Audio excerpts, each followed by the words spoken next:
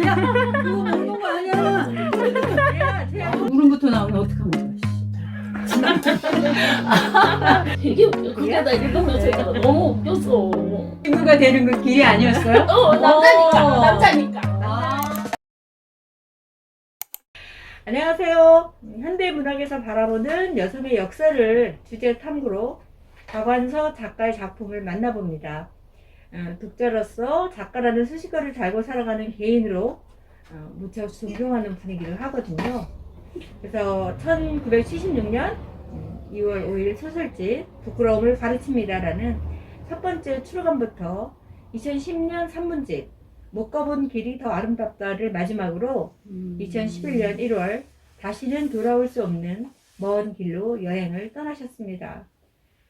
박완서 작품을 통해 여성의 역사를 돌아보고 현재를 맞이하는 일에 같이 하는 벗들의 작품 소개로 이야기를 풀어보죠. 제 옆에 계시는 햇님께서 해주실 거예요. 그죠? 예정되지 않은 갑작스러운.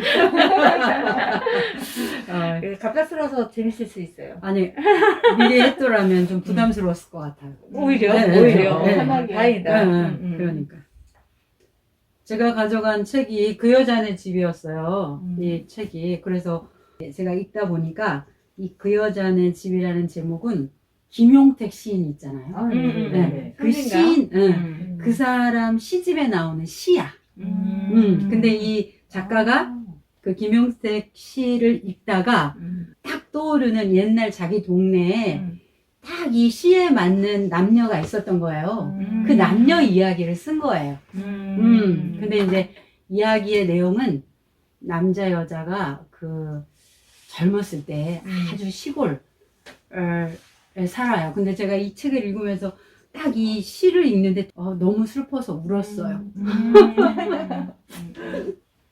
지금 눈물이 날라고 인기되는 이 세. 이게 바로 문학이 주는 힘이에요. 문학이 주는 힘. 내가 이 시를 읽고 싶었거든요. 여기서 한번 낭송을 해주세요. 네네. 근데 울음부터 나오면 어떡하면 좋아. 슬픈 이야기가 아닌데 제 감성 때문에 눈물이 난 거예요. 가을이면 은행나무 은행잎이 노랗게 물드는 집. 해가 저무는 날 먼 데서도 내 눈에 가장 먼저 뜨이는 집. 생각하면 그립고 나무가 읽을래. 가을이면 은행나무 은행잎이 노랗게 물드는 집. 해가 저무는 날 먼 데서도 내 눈에 가장 먼저 뜨이는 집. 생각하면 그리웁고 바라보면 정다운 집. 어디 갔다가 늦게 집에 가는 밤이면 불빛이, 따뜻한 불빛이 검은 산 속에 살아있는 집. 그 불빛 아래 앉아 술을 놓으며 앉아있을 그 여자의 까만 머릿결과 어깨를 생각만 해도 손길이 따뜻해져 오는 집. 봄이면 살구꽃이 하얗게 피었다가 꽃잎이 하얗게 담 너머까지 날리는 집. 살구꽃 떨어지는 살구나무 아래로 물을 길어오는 그 여자 물동이 속에 꽃잎이 떨어지면 꽃잎이 일으킨 물결처럼 가 닿고 싶은 집. 샛노란 은행잎이 지고 나면 그 여자, 아버지와 그 여자, 큰 오빠가 지붕에 올라가 하루 종일 노랗게 지붕을 이는 집, 노란 집. 어쩌다가 열린 대문 사이로 그 여자네 집 마당이 보이고 그 여자가 마당을 왔다 갔다 하며 무슨 일이 있는지 무슨 말인가 잘 알아들을 수 없는 말소리와 옷자락이 언뜻 보이면 그 마당에 들어가서 나도 그 일에 참여하고 싶은 집. 마당에 햇살이 노란 집, 저녁 연기가 곧게 올라가는 집, 뒤안에 감이 붉게 익은 집, 삼세대가 지저귀는 집, 눈 오는 집. 아침 눈이 하얗게 처마 끝을 지나 마당에 내리고 그 여자가 몸을 웅숭거리고 아직 쓸지 않은 마당을 지나 뒤안으로 김치를 내러 가다가 헛다 눈이 참말로 이쁘게도 온다니 하며 눈이 가득 내리는 하늘을 바라보다가 속눈썹에 걸린 눈을 털며 김치독을 열 때 하얀 눈송이들이 김치독 안으로 내리는 집. 김치독에 엎드린 그 여자의 등허리에 하얀 눈송이들이 하얗게 내리는 집. 내가 모카송이 같은 눈이 되어 내리고 싶은 집. 밤을 새워 몇 밤을 새워 눈이 내리고 아무도 오가는 이 없는 늦은 밤, 그 여자의 방에서만 따뜻한 불빛이 새어나오면 발자국을 숨기며 그 여자네 집 마당을 지나 그 여자의 방 앞 뜰방에 서서 그 여자의 눈 맞은 신을 보며 머리에 어깨에 쌓인 눈을 털고 가만히 내리는 눈송이도 들리지 않는 목소리로 가만히 그 여자를 부르고 싶은지 그 여자네 집. 어느 날인가 못밥을 머리에 이고 가다가 나와 딱 마주쳤을 때 어머나 깜짝 놀라며 뚝 멈추어 서서 두 눈을 동그랗게 뜨고 나를 쳐다보며 반가움을 하나도 감추지 않고 환하게 들판에 고봉으로 담아놓은 쌀밥 같이 환하게 하얀 이를 다 드러내며 웃던 그 여자, 한박꽃 같던 그 여자가 꽃 같은 19살까지 살던 집, 우리 동네 바로 윗동네 가운데 고사 첫 집, 내가 밖에서 집으로 갈 때 차에서 내리면 제일 먼저 눈길이 가는 집, 그 집 앞을 다 지나도록 그 여자 모습이 보이지 않으면 저절로 발걸음이 느려지는 그 여자네 집. 지금은 이 세상에 없는 그 집. 내 마음속에 지어진 집. 눈 감으면 살구꽃이 바람에 하얗게 날리는 집. 눈 내리고 눈이 살구나무 실가지 사이로 목가송이 같은 눈이 사흘이나 내리던 집. 그 여자네 집. 언제나 그 어느 때나 내 마음이 먼저 가 있던 집. 그 여자네 집. 생각하면 생각을 하면 이런 거야. 참. 이 시를 읽으면 그러니까 내가 살던 고향 마을이 생각이 나는 거예요. 가을 되면 집으로 이형을 이어가지고 초가집을 다시 이렇게 짓는 그런 건 없잖아. 그리고 지금 다 김치냉장고 들여놓지 누가 겨울에 김치 풀어 장독에 눈 맞으면서 가겠어. 그거를 그려놓은 이 시거든요. 그러니까 그런 아름다운 풍경들을 이제는 어디서도 볼 수 없겠구나. 그러니까 펑펑 눈물이 나더라고. 그 주인공은 뭐냐면 그런 마을에서 태어난 남자와 여자가 그러니까 마을 사람들이 다 공인하는 그 커플인 거예요. 남자는 만드기고 여자는 곱단이에요. 근데 이 만드기는 너무너무 잘생긴 청년이야. 근데 곱단이도 그 집 막내딸이어가지고 너무너무 예쁘고 귀엽게 자라. 선남 선녀인데 근데 이제 그게 자기가 표현을 해가지고 곱단이가 나는 너무 좋아 이런 표현을 할 수도 없는 시대야. 근데 그냥 만드기가 곱단이네 집에 가서 일을 거들므로써 제가 너무너무 곱단이를 좋아한다. 이런 게 그냥 그러니까 누가 봐도 다 드러나는 거야. 그리고 이제 곱단이가 이렇게 그걸 물동이를 이고 오니까 만드기가 가서 막 들어준다고 한 게 이렇게 물동이를 이면 이 저고리가 올라가면서 치마 말기가 다 드러나잖아요. 그렇죠. 그러니까 여자로서는 얼마나 수치스러워. 이게 젖가슴이 드러나는 거잖아요. 그러니까 걔가 오니까 막 이 두 손을 잡고 있어야 되는데 항아리가 손을 놓아버렸어. 그래가지고 항아리가 깨지는 거예요. 근데 그 정도로 둘이 쟤네들은 누가 봐도 서로 좋아하는 선남 선녀다는 걸 다 인정을 해줬어. 근데 어느 날 그때가 이제 일제시대였기 때문에 만드기가 징병을 가요. 징병을 당해요.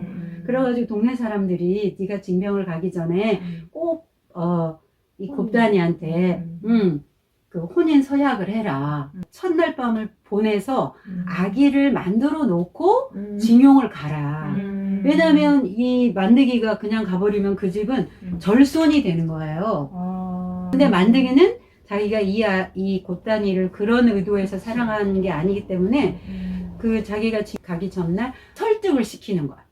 내가 너를 사랑하지 않아서가 아니라 나는 진정 너를 사랑하기 때문에 내가 만약에 징용에 가서 죽게 되면 너는 과부로 살아야 된다. 그렇기 때문에 내 마음을 이해해다오. 이런 설득을 하기 위해서 밤새 돌아다녔대. 뭘 말을 했는지는 안 나와요. 그것만 다 근데 아프다. 그게 얼마나 곱단이를 사랑하면 네, 근데 동네 어른들은 그게 아니고 이 대가 끊기는 거 그걸 굉장히 중요하게 생각했잖아요. 그리고 남자가 없는 집안이라는 건 상상을 못했잖아. 그리고 이제 만드기가 이제 징용을 갔는데 그 마을에 무슨 바람이 불었냐면 이제 여자들을 데려가는 그죠? 음. 위안부 면 단위로 이게 할당이 나왔어. 그래가지고 이제 그런 집에서는 공출하러 왔는데 딸내미를 데리러 온 줄 알고 어디 집더미에다가 몰래 숙여놨어. 근데 그 사람들이 공출이기 때문에 이렇게 칼로 쑤시는 거거든요. 쌀이 있는지 없는지 알아보기 때문에. 그래가 처녀가 죽은 거야. 세상에. 그래서 이번에는 이런 일을 당하지 않기 위해서 곱단이를 어디로 시집을 보내버려. 그래서 나중에 만드기는 징용에서 살아 돌아와요. 그 다음에 이 38선이 그어졌대. 그래서 곱단이는 신의주에 살고 만드기는 38선 이남에 살게 되는 거예요.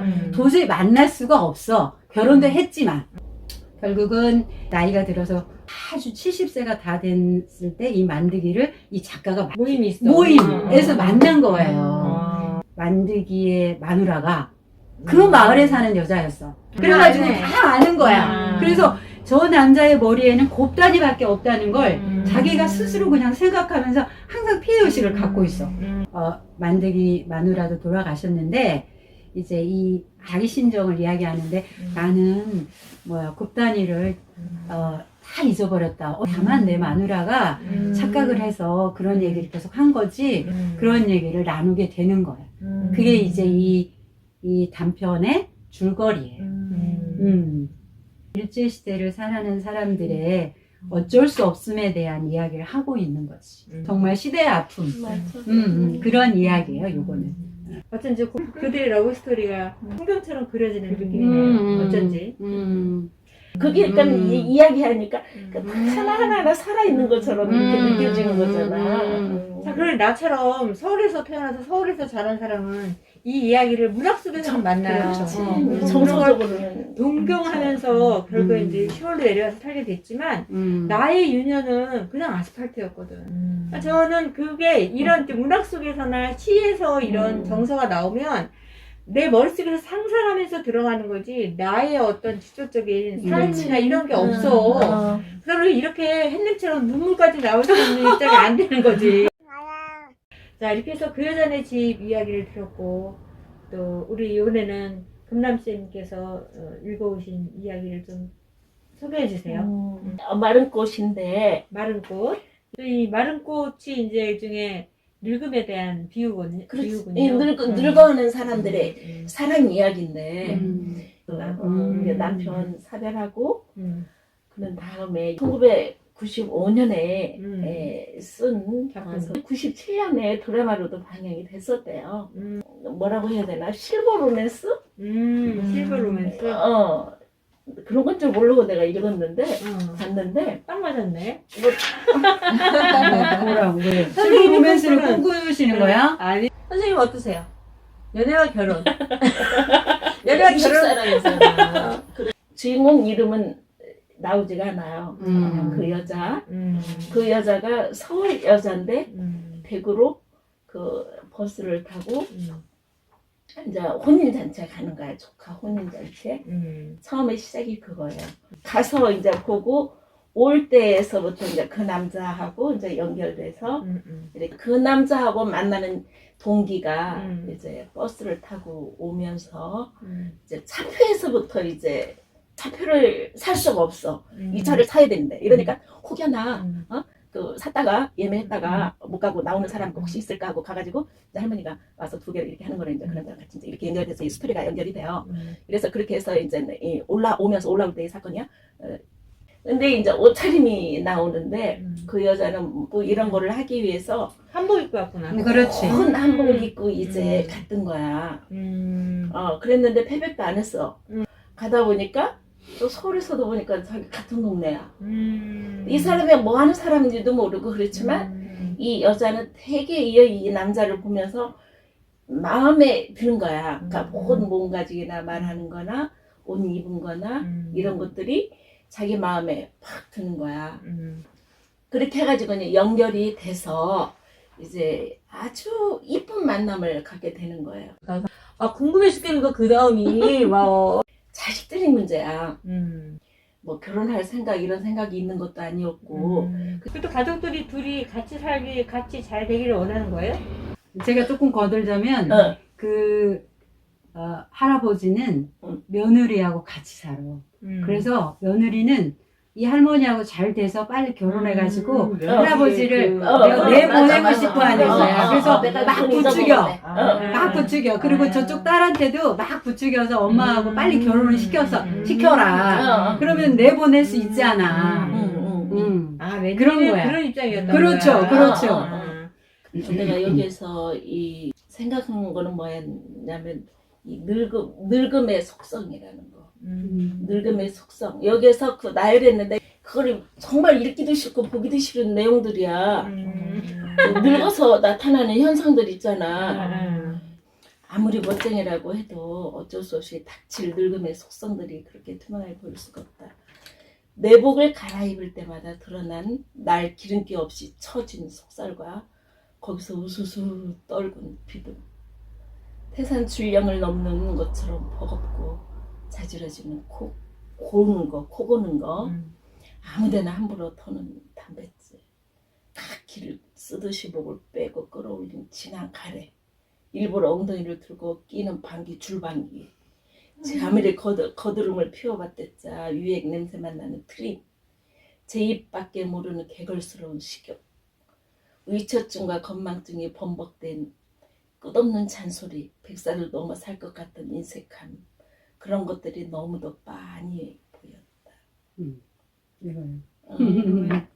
그러니까 여기에서 얘기하는 또 뭐가 있냐면 연애 감정은 젊었을 때와 조금 더 다르지 않은데 정욕이 비어있대. 정육이 되었다. 근데 내가 이거를 읽으면서 어떤 생각이 했냐면 이거를 바라보면서 삶이 무엇인가라는 거를 다시 이렇게 생각하게 되는 이런 부럽기도 했어. 이거 읽으면서 아 그런 이런 친구하고 같이 이렇게 갖고 있는 것도 참 좋겠다. 이건 지금 50대 후반하고 50대 후반이잖아. 나는 지금 70대잖아. 근데 50대에 나한테 일어났던 이 오버랩이 이렇게 되면서 그런데 나는 이 고정관념이 너무나 이렇게 다 있어가지고 정말 친구처럼 지내고 얘기도 하고 뭐 이렇게 해도 되는데 그렇게 하면 큰일 나는 것처럼 이렇게 박혀 있었기 때문에 친구처럼 잘 지내자고 했을 때 나는 뭐라 대답하면 나는 길이 아닌 길은 가지 않습니다. 친구가 되는 건 길이 아니었어요? 남자니까. 그래서 그 교수님 뭐라 그랬냐면 나한테 길은 만들면서 가는 겁니다. 근데 사실 지금은 친구처럼 지내 모든 사람 같은 거. 혹시 저기 실버 로맨스에 대해서 어떻게 생각하세요? 이제부터 우리에게 닥칠 일이야.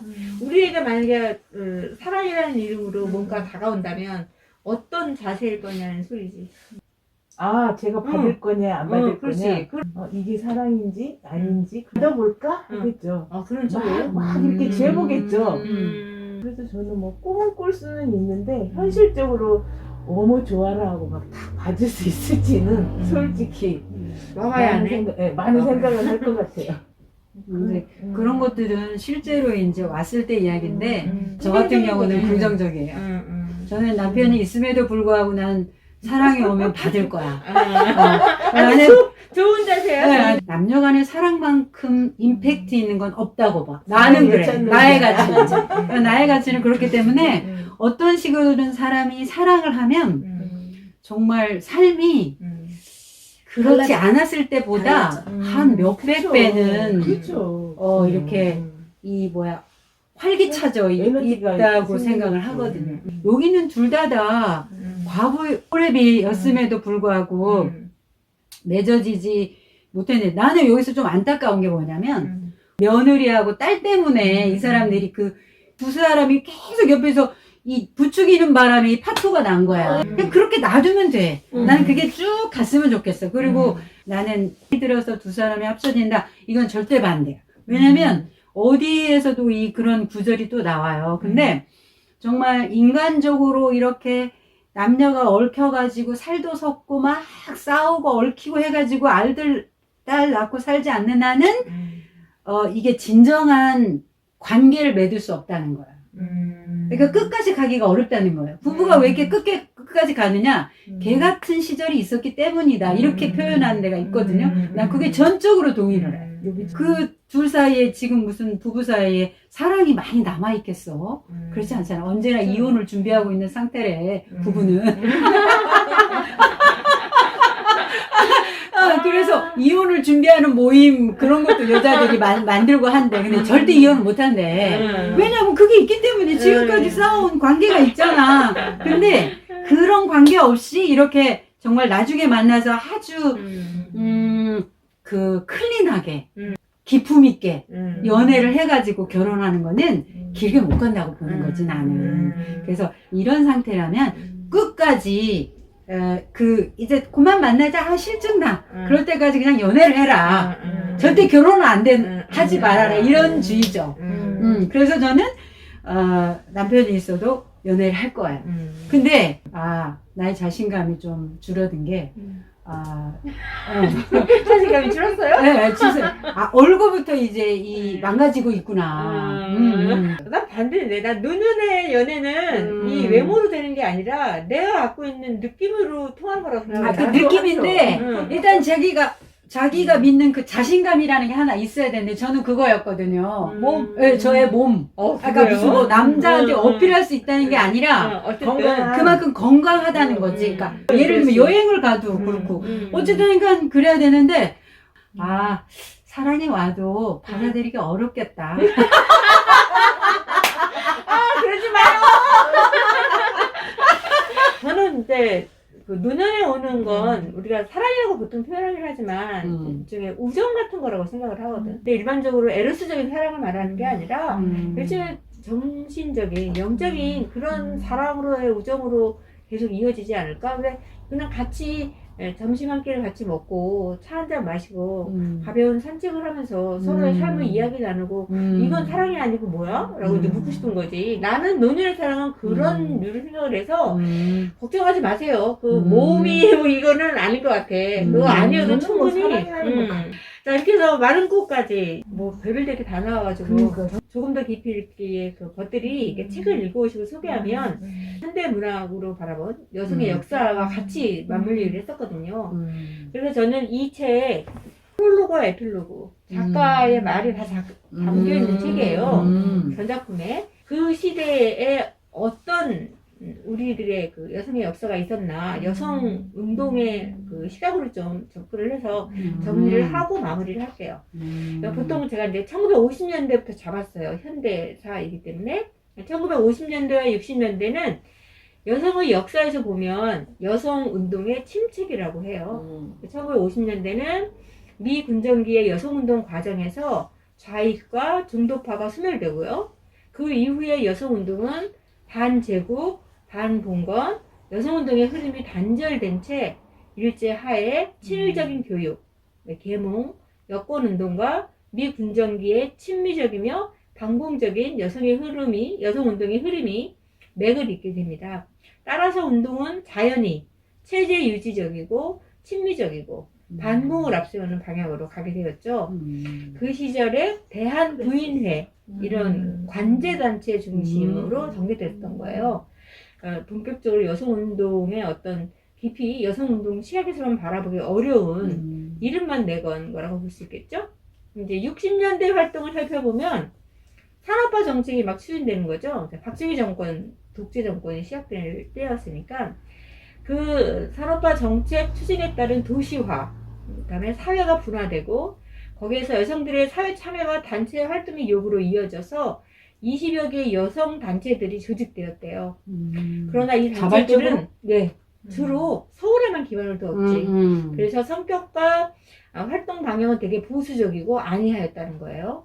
당시 여성 단체들은 군사 쿠데타로 집권한 박 정권의 안정과 연장을 지지하도록 강요당한 상태에서 잠재해 있는 여성 문제에 대한 의식과 요구를 수렴하지 못한 거죠. 그러니까 이때는 거의 또 도시를 중심으로만 일어났기 때문에 우리가 지금 생각하는 여성운동과는 다르죠. 완전히 생각이 다른 거죠. 그 다음에 이제 60년대가 그렇게 지나가면 70년대가 여성 문제가 본격적으로 제기되고 여성운동이 활성화되기 시작한 시기래요. 60년대 이래 수출 일변도의 파행적인 산업화로 한국 사회의 모순이 심화되고 확대되면서 여성운동은 노동운동에서부터 시작되었대요. 그래서 기억나실 거예요 아마. 전태일 열사라든가 네, 네. 70년대에 엄청난 그 여공들의 이야기, 다국적 기업의 국내 진출이 있었고 그래서 여성 노동자 수가 급격히 증가시켰는데 남성 노동자의 절반도 안 되는 임금, 열악한 작업 환경, 불안한 근로 조건 이런 것들 속에서 여성 노동자는 노동권, 생존권을 위협당했던 거죠. 70년대 중반을 거치면서 노조 내에서 여성 지부장이 선출되는 등 여성 지도력이 차츰 성장하게 됩니다. 그다음에 유신치대 종말을 가져오는 주요한 원인이 된 건데 YH 사건이라고 그래요. 역사적으로 보면 굉장히 중요한 사건이에요. 바로 그 사건이 일종의 여성 운동, 노동운동의 하나의 물줄기를 형성하게 되죠. 오늘은 70년대까지 이렇게 여성운동이 어떤 식으로 지금 태동되어 가고 있는가에 대한 이야기를 좀 풀어가고 우리 앞으로 이제 4번 더 다관서 탐구를 이어갈 거거든요. 그때마다 조금씩 여성의 역사, 여성이 어떻게 꿈틀거리고 어떻게 전면에 나설 수 있게 되었나 공부하기로 하죠. 네. 자, 오늘 여기까지 할게요. 네. 고맙습니다. 네, 수고하셨습니다.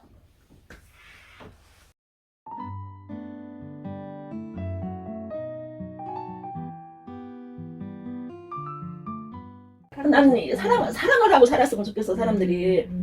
근데 정말 사랑하면서 사는 사람들이 별로 없나 봐. 있어요, 더. 아니 남자간에 부부간에 부부간에. 내가 했지. 응. 이번 주에 월요일, 수요일 다 서울 가면서 당일치기라서 응. 기차 타고 갔거든요. 응. 차를 안 가져가고. 잘했어. 실버 로맨스를 위해서 이 버스는 괜찮을 것 같아요. 기차에서도 실버 가능해요. 가능하니까. 비행기, 다 요즘에 대중교통은 다 가능합니다. 요즘은 다 한 칸씩 비워놓더라고. 코로나라. 코로나라 한 칸 옆에가 다 비어.